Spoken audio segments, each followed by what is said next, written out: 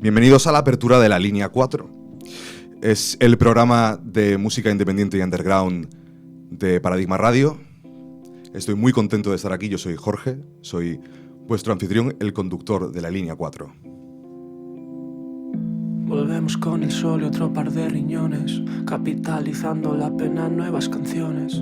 Poeta del consumo, flor del capital. A los 30 todo me parece tan mal. Solo veo moscas en la puta capital. Jóvenes modernos anarcocapitalistas. Ahí va la cuestión, ya no sé si soy capaz de volver a emocionar con una canción. Con ceros en la cuenta se duerme mejor. Bueno, yo solo quería terminar otra canción. Delante de mí se abre una puerta, con la mediocridad brillando al fondo de la habitación. Bueno, creo que no hay que ser muy avispado para saber que esta canción no está elegida al azar. Al ser el primer programa y tratar de música independiente, tanto cordobesa como nacional, quería traer al que a mí me parece un poco el nexo de esos dos mundos tan cercano y lejano al mismo tiempo. Está con nosotros Cándido Gálvez de Viva el Grado. ¿Qué tal, Cándido? ¿Cómo estás? Muy buenas, ¿qué tal? Encantado de estar aquí. Me alegra mucho que estés aquí, estoy muy contento y pues te he traído para charlar un poquito de distintas cuestiones que me parecen de interés general incluso. Voy a empezar pues diciendo un poco lo obvio, que es que está acabando ya la era Cancionero de los Cielos, ese disco que salía en enero de 2024, si mal no recuerdo, 24 de enero puede ser incluso. Creo que sí, si no recuerdo mal me suena. El 24 de enero de 2024, hace ya pues casi 2 años, ahora en enero de 2026. Uh-huh. Y nos quedan, ¿cuántos conciertos os quedan así a ojo más o menos que pueda...? Pues quizá unos 16, 18 o algo así. 16, 18 que incluyen pues toda España, Sevilla, Córdoba y Madrid, que son el final, que es la segunda Riviera de la era Cancionero, o tercera. Es la segunda Riviera de toda la historia de Viva el Grado. Toda la historia de Viva el Grado. Sí. Bueno, miento, es la segunda como headliners, digamos, es la tercera actuando en esa sala. ¿Qué se siente al ser headliner de la Riviera? Bueno, a ver, es una sala mítica y como ver tu nombre asociado a esa sala, pues te da como mucho orgullo, ¿no?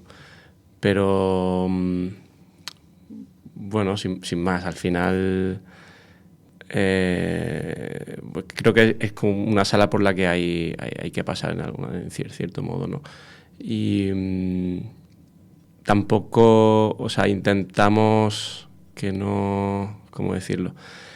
Bueno, que si en una sala hay 20 personas y en otra hay 1000 o lo que sea, al final la banda da el mismo concierto, ¿no? Y el desempeño que intentamos dejar en el escenario es el mismo y intentamos creérnoslo igual, ¿no? A veces incluso te resultaba mucho más motivante estar en Marsella tocando para 12 personas e intentar levantar ese show y mantener el nivel durante todo el concierto que en una sala llena que joder, es increíble, pero es mucho más fácil venirse arriba, ¿no? Ya. Decía, por ejemplo, leí en redes el otro día que la banda Pumuki de Canarias decía que habían dado el mejor concierto de su vida en Oviedo para 20 personas. Y también llevarán, pues no sé si la misma trayectoria que los Viva en cuanto a años o incluso un poco más. Uh-huh. Y me pareció curioso, ¿no? Decir, el mejor concierto de la historia de esta banda, Oviedo, 20 personas. Eso... Sí, bueno, pues yo le veo mucho sentido. A ver, depende de cómo entremos a calificar un concierto, ¿no? O la puntuación o la calidad o cómo queramos medirlo.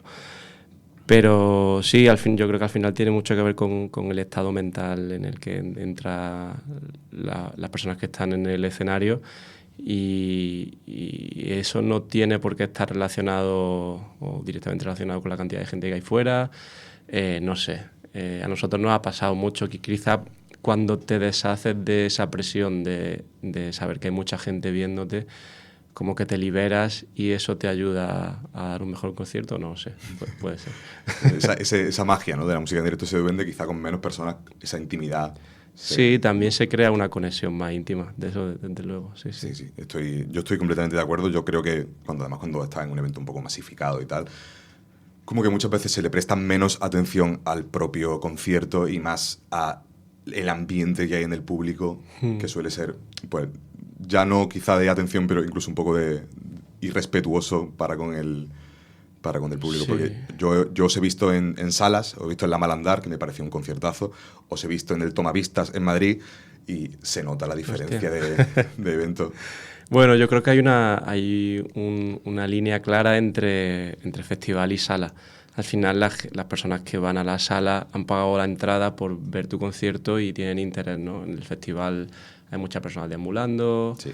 Gente más borracha que en salas. Sí, gente que va mucho más al final va por lo social que por bueno.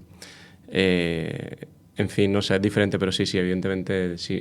Si tuviéramos que elegir entre sala y festival, sin ninguna duda, me quedaría con sala. Yo soy de sala también.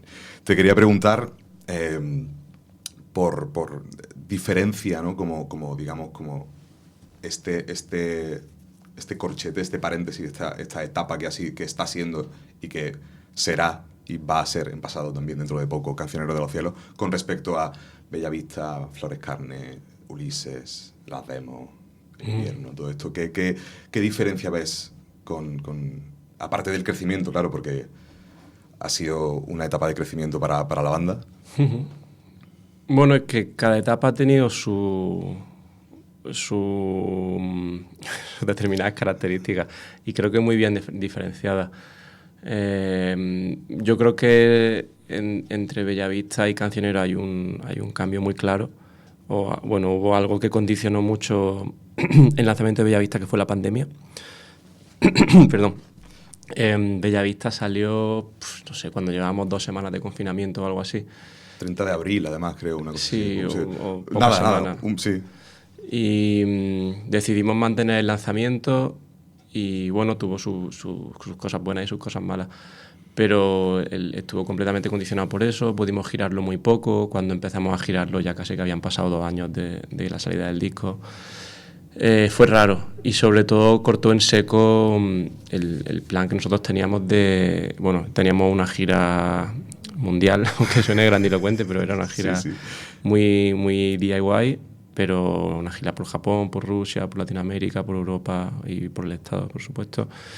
Y la pandemia lo cortó en seco. Eran más de 50 conciertos, todos con completa disponibilidad laboral para dedicarnos a ello. Y bueno, fue un palo. Ya con Cancionero, en parte, yo creo que en parte por navegar estas dificultades laborales y ya el hecho de entrar en la treintena y ver cómo, conjugábamos todo esto. Pedro, el antiguo guitarra, se marchó de la banda y Cancionero lo hicimos entre 3 personas. Lo hicimos entre Ángel, Álvaro y yo. Aunque Jaime ya estaba apoyándonos en directo, pero bueno, digamos que la composición y la grabación la hicimos entre nosotros 3.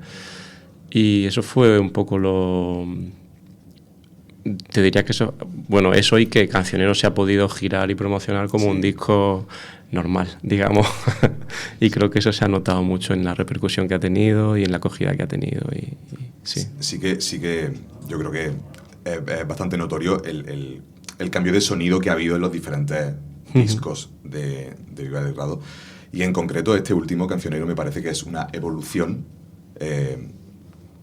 Ya cada persona que lo escucha decide si ha ido a mejor o a peor, porque al final yo opino que ha ido a mejor. No porque lo anterior fuera malo, ni muchísimo menos, era muy bueno. Simplemente ha tomado unos derroteros que me parecen muy, muy, muy guays. Y sí que veo más madurez generalizada en el disco, quizá. No sé tú cómo lo ves, porque noto el cambio en tus letras. Noto que a lo mejor te sirves de otras cosas para escribir, que ya no son, pues... por ejemplo, en Flores Carne sí que era mucho como usar el dolor para escribir, usar la tal, como ese dolor fulgurante, ese dolor rabioso. Y en Cancionero sí que es más la pena, que es como más calmada, más... Y ya no es tan autodestructivo, sino más, no sé, igual me estoy colando aquí un montón. Sí, bueno, como yo lo veo, yo creo que nosotros empezamos, a ver, Cuando yo empecé en Viva, yo no escribía al margen de Viva Belgrado. Entonces, digamos que el ejercicio literario, si queremos llamarlo así, lo empecé a hacer con Viva Belgrado y fui aprendiendo un poco sobre la marcha. Y creo que es algo común en general en todo, ¿no? Cuando lo llenas todo de demasiado misterio y de mucha verborrea y así, es como que estás intentando ocultar una falta de contenido o defectos o miedo. Y creo que en la primera etapa, que culmina, creo, sobre todo con Flores Carne, sí que está esa lírica como muy cargada de metáforas, que habla de muchas cosas y de ninguna a la vez, una especie de... Lo hemos definido siempre como una especie de collage impresionista o algo así, por salvarlo de alguna manera, digamos. Pero creo que a partir de ahí, a partir de Ulises, ya se ve un camino de intentar ser más transparente, ¿no? Creo que en Ulises se da un paso como de eso, pues intentar ser más transparente e intentar que se sepa de forma más clara de qué habla la canción. Y creo que en Bellavista se nota un paso aún más claro. Y creo que en Cancionero hay una especie de pasito hacia atrás, por así decirlo. Es poético, político y algo espiritual. Exacto. Sí, es como que hay una vuelta a intentar usar lo mejor de ambos métodos. Como no renegar por completo de esto del ejercicio estético más visual, más impresionista, y al mismo tiempo intentar ser claro e intentar tener un contenido, que no sea la falta de contenido la que defina el uso de tanta metáfora y tanta verborrea. Y creo que, ahí seguimos, un poco en... Al final esto es un proceso que no termina nunca, pienso, ¿no? Es como... Nunca se deja de aprender, ¿no? Que se dice. Claro, y si es un arte o un ejercicio que tú vas haciendo a lo largo de toda tu vida, pues poco a poco lo vas puliendo y lo vas mejorando, pues yo qué sé, como quien hace jarrones o como, yo qué sé, se me ocurre, pues como quien hace entrevistas, por ejemplo, ¿no? Cada vez serán mejores entrevistados, seguramente.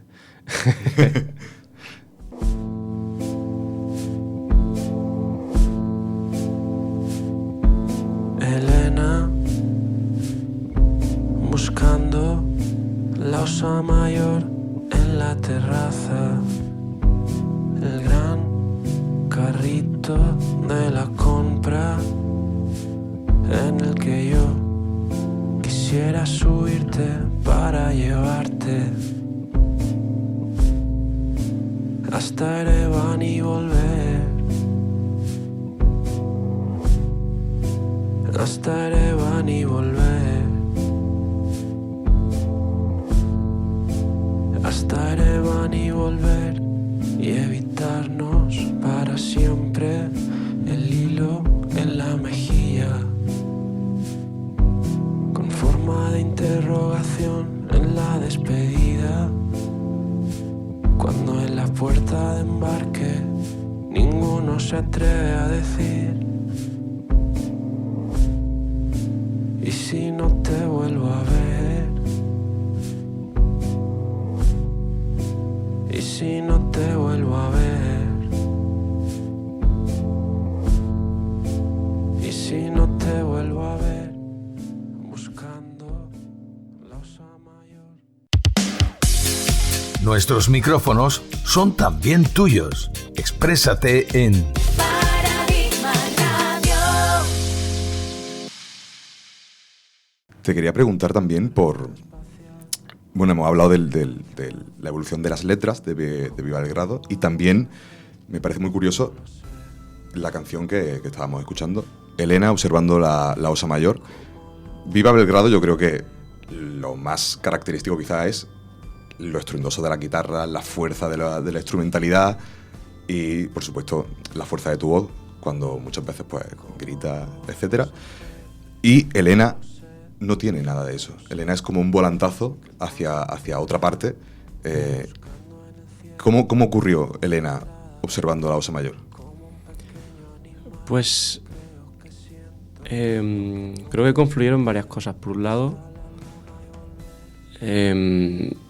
bueno, estábamos un poco perdidos en cuanto a el proceso creativo de Cancionero, ¿no? Bueno, como atascados y sin saber sacar nuevas ideas, porque bueno, pues en ese momento habíamos sacado ya 3 discos, son también ya una serie de años tocando la guitarra, y hay veces que sientes que, aunque yo no soy para nada un buen guitarrista, pero hay veces que sientes como que tus capacidades quizás han tocado un poco el límite o el techo, y ya te sabes todo el mástil, ya te sabes los acordes y no sabes cómo sacar algo nuevo, cómo decir algo nuevo. Y en ese proceso coincidió que estábamos grabando en La Mina un single, el single este de Paralelos Meridianos número 2. Un saludo, Raúl Pérez de La Mina. Ven al programa cuando quiera. Y Raúl tiene un Rhodes que me flipó. A mí siempre me había gustado mucho cómo suena ese instrumento, pero nunca había tocado uno. Y cuando lo toqué, a pesar de que no tengo ni idea de tocar el teclado, como que había magia ahí. Y Raúl me dijo una frase que se me quedó, que era que da igual si sabes o no sabes tocarlo, lo importante es que te inspire. Y desde que me dijo eso, como que he intentado integrarlo mucho y he intentado incorporarlo a mi proceso de composición, ¿no? y a la forma en la que entiendo los instrumentos. Al final, pues seguramente el uso que yo haga de un sintetizador va a ser muy diferente al que haga alguien que sabe tocar un teclado, ¿no? Pero si a mí me sirve para hacer una canción, y creo que ya justifica el que yo me haya hecho con ese sintetizador y haya estado tonteando y tocando con él. Eso por un lado, eso a nivel instrumental. Luego a nivel lírico, bueno, y a nivel de voz, pues es que siempre hemos intentado que los discos de Viva tengan un tracklist como muy variado, ¿no? Y que haya que sea como una historia, entre comillas, porque no hay una narración, o sea, no hay una historia a nivel narrativo, pero que pueda sentirlo un poco como una película, ¿no? Y que sea como una playlist pensada, no sé. Entonces siempre nos gusta meter una canción más suave, una canción más fuerte, tal, mirarlo todo desde ese prisma. Y bueno, en los discos anteriores siempre habíamos metido algún tipo de canción así, y en este la que nos salió fue esta. Sí, es verdad que Cancionero lo veo como un disco muy, muy abierto, con la temática celeste. Todo parece como estar mirando el cielo abierto, como una expansión galáctica. Bueno, hay canciones que escucharemos más tarde, como Júpiter, and Beyond the Infinite, como Perfect Blue. Son canciones que yo veo como muy abiertas. No sé si tiene sentido para ti, pero yo las veo como muy abiertas y es a mí me parece muy positivo. Me gusta mucho. Te quería seguir preguntando, ya para cerrar, digamos, como esta pequeña sección. ¿Logros y reflexiones de la era Cancionero? ¿Qué crees que habéis conseguido y con qué te quedas, ¿no?, de pensar de toda esta era? Pues, bueno, joder, una pregunta difícil. Tranquilo, hay tiempo. Creo que como banda, a nivel personal entre nosotros, hemos llegado a un punto muy, muy guay, como de cohesión, de estabilidad, de entendimiento mutuo. Y eso es difícil en un proyecto creo que al final que el proyecto tenga tantos años tiene su parte buena y su parte mala, ¿no? Pero es difícil y también sobre todo porque al final pues yo me he quedado como un único miembro fundador ahora con la marcha de Ángel hace ya 3 o 4 meses. Y bueno, es difícil encontrar a gente que encaje contigo, que entienda la naturaleza del proyecto, que entienda un poco el funcionamiento interno, etcétera. Yo creo que ese es el mayor logro. Creo que por primera vez en mucho tiempo se nota una estabilidad dentro de la banda. Antes no digo que nos lleváramos mal, ni mucho menos, pero sí estábamos siempre con una especie de run detrás de nosotros, de no llego a nivel laboral con el trabajo, no llego con mi pareja, uno parece que lo va a dejar, otro no, tal. Y ahora parece bueno, que ha habido como una especie de refundación de la banda en ese sentido y se siente un proyecto sólido y... Decía lo de no llegar con el trabajo. Recuerdo leer una entrevista tuya en la que solamente fuiste tú el que acudió a la entrevista porque el resto estaban trabajando. Sí, bueno, es frecuente. Y hablaba, que no significa que Cándido no trabaje, ¿vale? Eso para los espectadores. La cuestión es que decías también, por ejemplo, que no llegaba y no se podía pedir el paro con la cantidad de conciertos que hacíais, y eran bastantes conciertos. Bueno, porque tienes que haber cotizado, si no me equivoco, 60 conciertos, o 55, 60 conciertos, no estoy seguro, creo que 60, porque nosotros habíamos hecho menos. Y claro, a ver, nosotros hemos dado casi 60 conciertos, pero muchos de ellos, pues evidentemente la realidad es que no son cotizados, ¿no? Y la realidad es que los conciertos que se dan en sala, la gran mayoría no se cotizan. Hay incluso festivales en los que tampoco te das de alta. Y ese es otro tema que habría que... Podemos hacer otro programa, si quieres, hacemos una mesa redonda, llamamos a más artistas y hablamos de la situación laboral de la industria, porque eso trae sí, cola. Y sobre todo si la comparas con otros países no tan lejanos. En Francia, por ejemplo, la cantidad de conciertos que tienes que dar es mucho menor y, hasta donde yo tengo entendido, no tienes que haber cotizado, sino que tienes que haber demostrado que has dado el concierto con otra serie de documentos que hay, etcétera. Pero es mucho más fácil optar a un paro y, bueno, simplemente... A unas condiciones laborales normales. Sí, exactamente. A poder dedicarte a la música, básicamente. Sí. Bueno, cerramos un poco la parte de cancionero y te voy a preguntar por el otro gran, digamos, surgimiento a raíz de Viva Belgrado, que es que antes estabais con Aloud Entertainment, que es una discográfica de Barcelona, si mal no recuerdo, corrígeme si me equivoco. Sí. Y Aloud Music. de un tiempo a esta parte, ya no estáis con Aloud y ahora habéis creado Fueled by Salmorejo, un poquito a la Fueled by Ramen americana. Eso es. Yo sé la razón por la que eso ha ocurrido, porque, ya te digo, me he documentado, he leído, pero quiero que se lo cuente a la gente. ¿Por qué Fueled by Salmorejo? Bueno, lo primero surge como un sello para sacar los trabajos de Viva Belgrado. Al final nosotros hemos trabajado con unas licencias, bueno, con Aloud Music pues trabajamos con licencias de una serie de años, y cuando se tomó la decisión de separar caminos de forma muy amistosa y bueno, muy, muy fácil por su parte. Muy profesional todo. Sí. Nosotros necesitábamos una plataforma para editar los trabajos, tanto los que no habían salido como Aloud Music como los que ya estaban liberados de la licencia que teníamos con Aloud Music, y los nuevos trabajos que pudiéramos ir sacando. Vale, entonces estáis contentos, entiendo, con el cambio, estáis contentos con poder manejar más cantidad de vuestro trabajo, de vuestro todo, y sobre todo de poder tener pues esa toma de decisiones que ha llevado a, por ejemplo, el ciclo de conciertos de Fueled by Salmorejo, que ya este año es el tercero, si mal no recuerdo. Exacto, este año haremos el tercero. El tercero. Y bueno, muy contento, mucho trabajo, poco dinero. Sí, yo siempre que he ido al concierto te he visto un poco agobiado porque estás currando. Sí, bueno, al final realmente yo voy como un fan a disfrutar, si te digo la verdad. Y las semanas que hay conciertos para mí son muy guay, porque es como, bueno, tengo este concierto que monto yo, que realmente no tengo que hacer mucho porque al final es la gente de Hangar y las propias bandas las que llevan el tema de la producción del concierto conjuntamente, o sea que yo voy bastante a disfrutar y a pasarlo bien, pero a ver si evidentemente las condiciones que damos pues son limitadas y dependen de la voluntad de la banda, de que quieran venir aquí un jueves a tocar a taquilla, y eso básicamente. Y a veces sale bien, a veces sale mal, hay que rellenar, no hay que rellenar, es que el do it yourself es lo que tiene, que es arriesgado. Pero Exacto. Bueno, hay bombazos, ¿no? Calavento, Jauners, Marcelo Sí. Criminal, Ajolotes Mexicanos.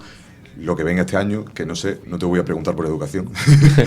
No, a ver, poco a poco, yo creo que el primer año hubo conciertos que salieron muy bien, otros que no salieron tan bien, pero siempre hubo ahí un mínimo de gente y un pequeño colchón para que al menos las bandas no perdieran dinero. El segundo año creo que también ha habido una subida digamos, del colchón, del mínimo de gente que había, y yo espero que este año siga subiendo. sí que se nota que se ha formado como una especie de círculo, de pequeña escenita alrededor del ciclo, porque al final las personas que vienen son casi siempre los mismos. Evidentemente cuando hay una banda, pues yo que sé, que tiene más repercusión, viene más gente, ¿no? Pero los que estamos siempre somos los que estamos siempre. Y creo que ese número ha ido creciendo poco a poco y espero que así sea. Hombre, no por nada, bueno, yo creo que Fuel by Salmorejo está luchando por dignificar un poco la escena cultural en Córdoba, que de otra manera dependemos casi exclusivamente de las promotoras de fuera que quieran traer eventos y conciertos aquí. Y yo creo que deberíamos colectivamente, no solo Fuel by Salmorejo, sino pues, todos aquellos que puedan hacerlo, deberían de luchar por una dignificación de la escena cultural en Córdoba, tanto musical como en otras disciplinas artísticas. Porque tú, ¿cómo ves la escena cultural en Córdoba? ¿La ves bien? ¿La ves mal? Ya, es que si te digo la verdad, yo tengo un poco ahí como de dilema con esto, porque o sea, muchas veces decimos es que en Córdoba no hay conciertos, en Córdoba no hay movimiento. La realidad es que no hay conciertos de lo que nosotros queremos que haya, de nuestro rollo, ¿no? Y vienen pocas bandas de nuestro rollo, pero es que seguramente sea proporcional o sea... en Madrid te llenan una sala, en Córdoba no te van a llenar una sala. Exacto, y al final pues el rollo que nosotros nos mueve es bastante underground, bastante DIY, y no se nos puede olvidar que al final pues la música de guitarra no es ahora mismo no es mainstream, vaya, quiero decir que es difícil mover estas bandas, y fuera de Madrid y Barcelona pues no creo que una de estas bandas que vienen aquí vayan a Zamora, por ejemplo, y metan más gente. Quiero decir que es algo generalizado. Al mismo tiempo, joder, hay cosas pasando, ¿no? Lo hablábamos antes de empezar la entrevista, que ahora viene Tulsa, viene Ward, me dijiste que vienen Rufus. Los Rufus, Parque Sur, hay cosas. A mí me parece increíble ese evento, pero con todo el respeto, la promotora es de Granada. Yo quisiera que la promotora fuese de aquí, que fuésemos nosotros los que hiciéramos la cultura. También, a ver, hay Ambigu lleva muchos años trayendo a muchas bandas muy underground y sobreviviendo. Hangar también hace un curro muy guay, y Hangar con nosotros, por ejemplo, siempre ha tenido plena disponibilidad. De hecho, el ciclo en gran medida se hace gracias a su benevolencia. O sea que, bueno, sí, hay actores haciendo cosas, y seguro que hay muchas más personas que no tengo yo en mi radar, pero bueno, hacemos lo que podemos e intentamos apoyarnos los unos a los otros. Bueno, Cándido, vamos a pasar a la siguiente sección, ¿vale? Vamos a escuchar lo que nos queda de Júpiter and Beyond the Infinite. Intenté buscar un fin, intenté vencer, anclado al margen que me dio quien todo decide. Nuevos finales, amaneceres, mi ojo se amplía el mismo loop una y otra vez. Transmutación del niño al odio, plástico y podios, en este viaje hacia esa bola de hidrógeno y helio. A donde quiero llegar yo no existe, a donde quieres llegar yo no existo.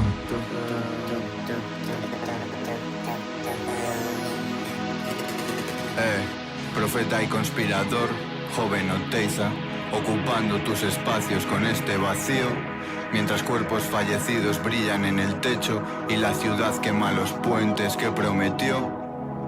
Átomos libres para tus presos, te quiero abuelo, átomos libres. Poético, político, un poco espiritual, caminando bajo el cielo digital, azul glitcheado viajando hacia la luz y más allá del universo. En un loop en los anillos de Saturno, vagando por la eternidad sin rumbo, con los ojos cerrados mirando hacia adentro, la respiración profunda pero muy despierto. Y más allá del universo,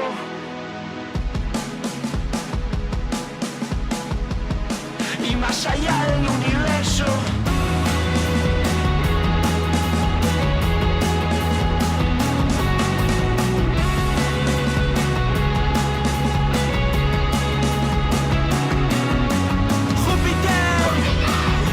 Allá del universo, Júpiter, y más allá.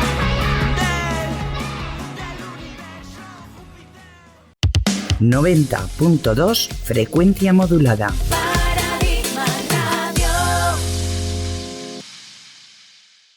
Bueno, Cándido, esto se está acabando ya, porque el tiempo es finito, como en todo lo bueno, y te voy a hacer unas poquitas preguntas más y vamos a ir acabando. Este primer trayecto de la línea 4, que queda como muy grandilocuente, muy chulo de decir siempre. Te voy a preguntar una pregunta un poco escamosa. ¿Tú cómo ves el futuro de la industria independiente, underground, española? Siendo independiente un término prácticamente estéril, porque independiente es tu primo que toca en una banda, independiente también es una banda que tiene un contrato con Warner, pero entra dentro del indie, ¿no? Sí, a ver, es que es una pregunta muy amplia Sí. y bueno, tampoco sé si tengo yo las herramientas para responderte. Depende de en qué sentido. Intenta acercarlo Habla. llévatelo a tu terreno, a mí me parece perfecto.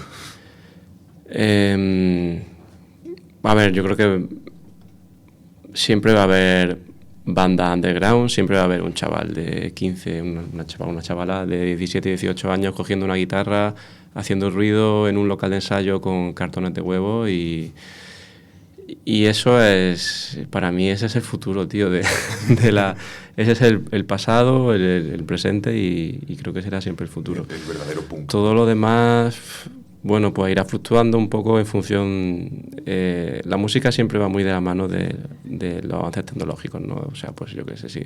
Cuando el cassette, cuando el CD, cuando el MP3, ahora con el streaming, como que todo eso lo va moldeando. Yo no soy una persona muy techie, entonces tampoco te sé decir. Ahora estamos con el tema de la IA, hay mucho, bueno, con el fraude en el streaming, la inteligencia artificial o sea, artistas que hacen música hecha con inteligencia artificial copando las plataformas digitales. Ahora hay mucho tema con lo de, bueno, artistas saliéndose de Spotify.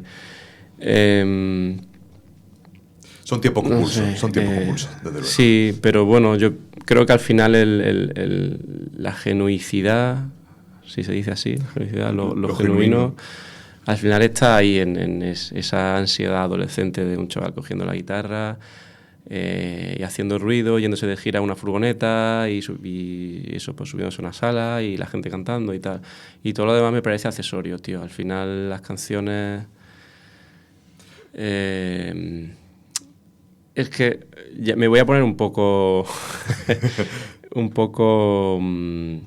místico o algo así, pero Dale, me encanta. al final las canciones, yo creo que las canciones nos gustan, o sea, las canciones nos gustan y no van a morir porque tratan de una parte que no, creo que tratan de una parte de la vida o de la existencia, algo así, que pues, junto a la literatura y otra serie de artes no se pueden tratar de otra forma, ¿no? Y a través de esa ficción, de la ficción de una letra, o de la ficción de una película o de una novela, se da sentido a la realidad, ¿no? Y lo que Hay una retroalimentación, diría yo, ¿no? Porque sí, que en cierto modo es paradójico al lo mismo tiempo, ¿no? sientes, Que la lo ficción... creas y eso hace que se sienta más y que la gente lo sienta y que cree. Sí. Es como un...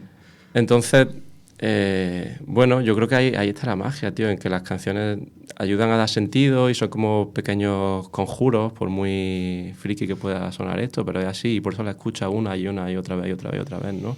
No es como una canción... Tú no escuchas una canción y dices esto de, ay, me gusta, no la voy a volver a escuchar nunca más. Me gusta, la voy a escuchar y además la quiero escuchar porque me recuerda a, porque me hace sentir tal.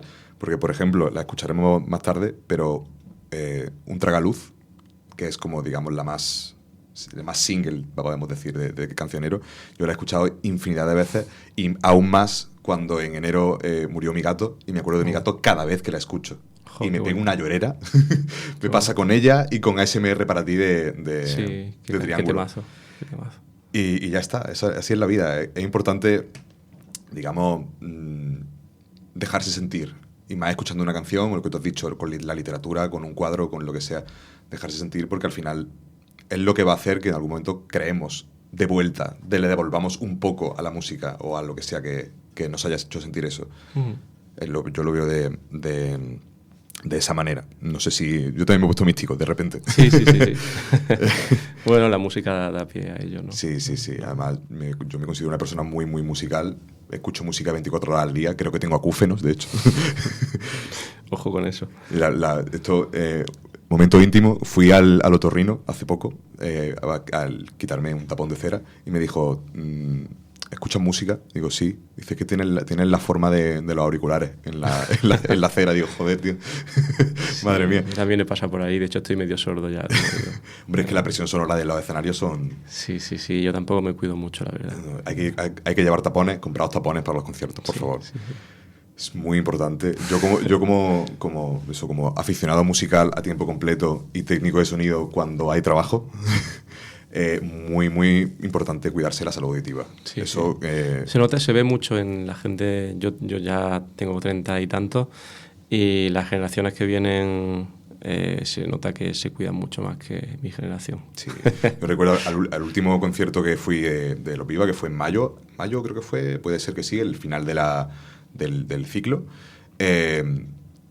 Vino un amigo conmigo, mi amigo José, y tuvimos que pasar por una tienda de música para que se comprara unos tapones. Y claro, yo me quedé diciendo, yo no me voy a comprar unos tapones. No me los compré, yo me arriesgué.